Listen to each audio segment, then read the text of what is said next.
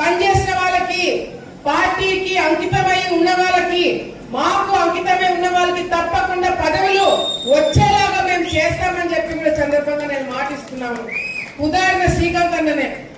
శ్రీకాంత్ అన్న పార్టీకి కానీ కుటుంబానికి కానీ చాలా వరకు ఫస్ట్ నుంచి అండగా ఉన్నాడు. నేను లోకేష్ దగ్గరికి శ్రీకాంత్ అన్నని తీసుకుపోయి ఫస్ట్ నుంచి అన్న చేసినవన్నీ కూడా ఒక ప్రొఫైల్ తీసుకుపోయి లోకేష్ అన్నకి ఇచ్చినాం, చంద్రబాబు నాయుడు గారికి ఇచ్చినాం.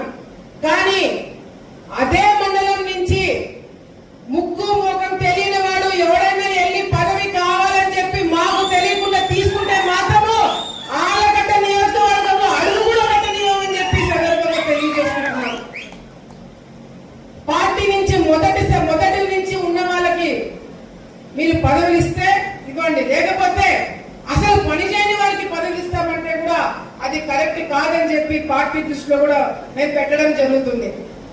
అట్లా చాలా మంది ఉన్నారు. అట్లా మండలానికి ఒక పేరు ఇస్తాము, వాళ్ళని మా కుటుంబానికి అవసరంలా, మా